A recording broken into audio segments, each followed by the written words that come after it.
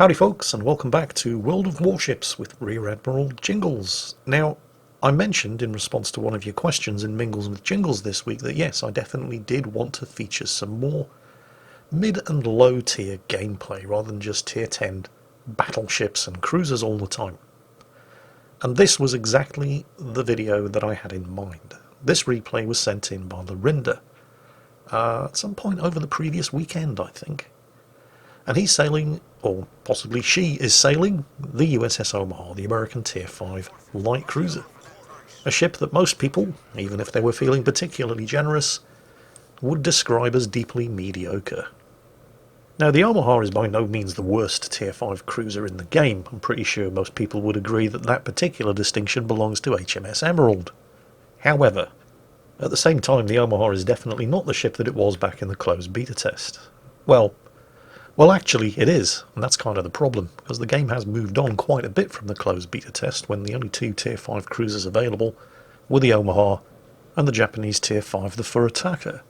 Of course, the Furataka has received some pretty substantial buffs since then. It can now sport the Miyoko, the Japanese Tier 7 cruiser's 203mm guns. And there have been a whole multitude of other Tier 5 cruisers released. Britain has HMS Emerald, but, well, the less said about the Emerald the better. Although it's not necessarily the worst Tier 5 cruiser available, that the Emerald would struggle to win that title from the Krasny Krim, which is a premium Tier 5 Soviet cruiser, which is basically a Tier 4 Soviet Svetlana in every way other than the Tier 5 matchmaking. Germany has the Konigsberg, which is a fragile ship but has fairly good firepower. It's very similar to the Russian Tier 5 cruiser, the Kirov, which again has good firepower if the ship itself was a little on the fragile side. And then just to add insult to injury, we have the premium Omaha, Soviet Tier 5 premium cruiser, the Murmansk, which is basically an Omaha, except better in every way imaginable. Meanwhile, the poor old Omaha is pretty much exactly the same ship that it was back in the closed beta test. And that wouldn't really be too bad if other competing cruisers were all that the Omaha had to worry about, but it isn't. Don't forget, back in the closed beta test, the only battleships in the game were the Japanese battleships, which meant that the only battleships the Omaha had to worry about getting shot at by were the Miyogi, the Isuzushi, the Kongo, the Fuso, and the Nagato. Those days are long gone. Don't forget, prior to upgrading to the Omaha, you will have been sailing the Phoenix, which is a Tier 4 cruiser, enjoys a form of preferential matchmaking. It will only ever get up-tiered by one tier. All of that changes when you get to Tier 5, and you can and do start facing Tier 7 ships.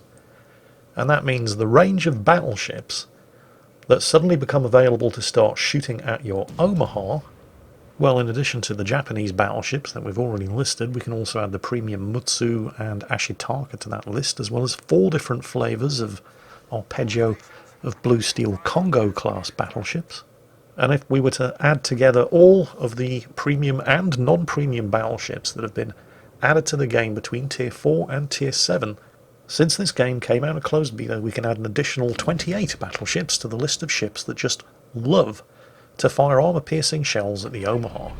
Because the Omaha's probably most distinct characteristic, the one thing that everybody remembers when they start playing the Omaha, or at the very least once they've played one game in this ship and have found out the hard way, is that this ship is basically made out of citadels and loves eating armour-piercing shells. Now, of course, this was completely true back in the closed beta as well.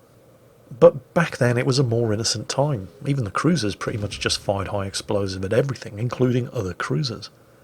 And the Omaha doesn't really handle high explosive damage any better or worse than any other Tier 5 cruiser. But it handled armour-piercing damage just as badly then as it does now. The only difference is now a lot more armour-piercing tends to get fired at it, because everybody knows that the Omaha is made out of citadels and reacts very badly to being shot at by armour-piercing. Well, apparently even now not everybody knows that. You see, the Omaha's armour is so bad. Its bow and stern plating is only 10mm and its deck is only 13mm, which means you only need a 186mm gun firing armour-piercing to completely slice through the armour on this ship regardless of angle. And the Congo over there has 358mm guns. But let's not worry about that Congo just yet. He's not even shooting at Lorinda. Those are his secondaries firing. Let's instead focus on this little Minakazi Clemson sandwich that Lorinda has found themselves in. Now the Clemson isn't so much of an issue. He's actually heading away and is busy getting dive bombed and is too far away to hit Lorinda with torpedoes. The Minakazi, on the other hand, can. Just tried, failed, and is now backing around for another attempt. Luckily, the Minakazi's guns are absolutely terrible, and while Lorinda's sonar has expired, the torpedoes are launched from such close range that he sees them instantly, is able to anticipate, and, well, the Omaha actually has torpedoes of its own. Now, they're terribly slow and terribly short range, but they didn't need to be particularly quick or have an awful lot of range to guarantee that kill. And there's the Congo, and the Congo is still paying no attention whatsoever to the ridiculously fragile American Tier 5 cruiser less than 5 kilometers away. An American cruiser that the Congo's guns can penetrate and citadel with armor-piercing ammunition from any angle. And I think that the Congo was actually shooting at the Nicholas in the centre of the map, because it's only now, after the Nicholas has been sunk, that the Congo actually starts to focus. There we saw a hit there, on the bridge. That was a 14-inch high explosive shell. And here we go with the rear turrets. Yep, more 14-inch high explosive shells. Not the armor-piercing shells, which, well, if any of those had hit, Lorinda would now probably already be dead. Ah, but Jingles, it's a Congo, it's only Tier 5. Might still be a new player. Well, I don't know about that, because that's an ARP Congo. That's from the Arpeggio of Blue Steel crossover, and you haven't been able to get your hands on those in years. So whoever is playing that Congo has had this account for easily long enough to know that you should be firing armor-piercing at cruisers, particularly at that kind of range. But because he wasn't firing armor-piercing at Lorinda, in fact wasn't even firing at Lorinda for most of this game, Lorinda was able to sink both of the enemy carriers, gets a second torpedo salvo away just before the fires, mostly set by the Congo's secondaries, burn him to death. Now, that second torpedo salvo is not actually going to hit the Congo, but at exactly the same time that he killed the second enemy carrier, 2 of the 3 earlier torpedoes that he fired did, and one of them caused flooding. So we're just going to take the clock back and highlight a couple of critical moments in this fight. At this point, shortly before the Congo's high explosive armor-piercing shells from the rear turret slam into Lorinda's bridge, there was actually a fire burning on the Congo, towards the rear of the ship on the quarterdeck. Now it's kind of difficult to tell precisely from this point on, due to the muzzle flashes from the primary and secondary gun batteries, but here, right at the point where Lorinda fires off that first torpedo salvo, it doesn't actually look as if the Congo is still on fire. It's very difficult to tell because there were a lot of secondary guns going off, and there is also some fire damage ticking in from the fire on the Langley over there. But I'm not seeing any further fires burning on the stern of the Congo, so either one of 2 things has happened. Either the Congo used the damage control, or the fire just burned itself out naturally, either which is entirely possible. Here's the thing though. I actually have the ARP Congo myself, and I can tell you that the damage control consumable on that thing has a 108 second cooldown, and that's if you're not using the premium damage control consumable, which has an even shorter cooldown of I think 72 seconds. Let's be generous and say it's the non-premium damage control consumable. The Congo isn't using it. The flooding damage is still accumulating. Best case scenario, let's try to be as generous as we possibly can to the captain of that Congo. At some point just before he was torpedoed, when the fire on the stern of his ship must have been burning for at least 30 seconds, he used his damage control. So, even being as generous as we possibly can, and there's the high caliber award, but even being as generous as we possibly can, that means the captain of the Congo used his damage control to extinguish a single fire that was going to burn itself out within a couple of seconds anyway. Then got hit by 2 torpedoes, and yes, he's still firing high explosive at everything. A bright future in British battleships lies ahead of that guy. And there's the 4th kill. The Congo has finally sunk. 102,000 damage. It's just a flesh wound, and the Liquidator award. Due in no small part to the gross stupidity of the captain of the Congo. I love mid-tier battles. I mean, I'm not under any illusions here. I'm not trying to tell you that this is a great showcase of skill on Lorinda's part. I mean, if you tried to pull the kind of stunts that he did in this battle, except in a tier 7, 8, 9 or 10 cruiser, if you tried to thread the needle between two hostile destroyers while at the same time engaging and coming under attack from two aircraft carriers, while at the same time getting to within 3 kilometers of a top tier battleship in a tier 8, 9 or 10 game, I don't think you would probably last very long. The destroyers alone would have taken you out. You can only really get away with this sort of thing down here at the mid to low tiers.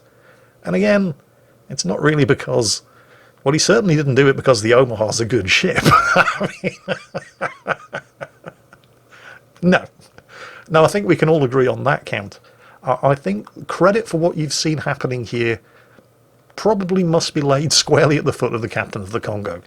And while, you know, lately I've been trying to be as generous as I possibly can whenever I see examples of rank stupidity in games of World of Warships, but you haven't actually been able to get that ship, the ARP Congo, or any of the ARP ships, since 2016. So, I'm just a new player isn't an excuse in this case. That's somebody with 2 years experience of playing World of Warships that's still sailing around in tier 5 battleships, extinguishing single fires that are about to burn out naturally anyway, and firing high explosive at everything. And, let's not forget, choosing to fire that high explosive at destroyers 12 kilometers away from him, rather than light cruisers 4 kilometers away from him. So, Lorinda in the Omaha, I'm not trying to take anything away from your result when I say this, because it was a great result, particularly in an Omaha. I mean, 102,000 damage, high caliber, liquidator, flesh wound, 4 kills. That's a great game in an Omaha by anybody's standards. I'm just saying, and hopefully we can all agree, and you won't take any particular offence at it, that while you definitely had a fantastic result in the Omaha, I don't think you can take all the credit for it. I think you have to share the podium with the captain of the ARP Congo on the enemy team. At least, you know, give him some of the credit for your result, because without that display of rank stupidity, you probably wouldn't have had quite as good a game. But thank you very much for sending this particular battle in, because I, at numerous points, and I'm sure many other people watching this on YouTube were thinking, what are you doing? I mean, no!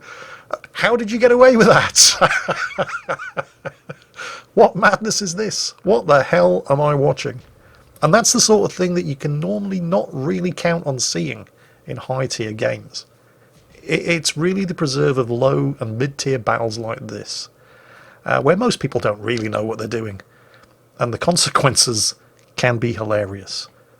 So, Lorinda, thank you very much for sharing this battle with us. Everybody else, I hope you enjoyed it. And as always, take care, and I'll catch you next time.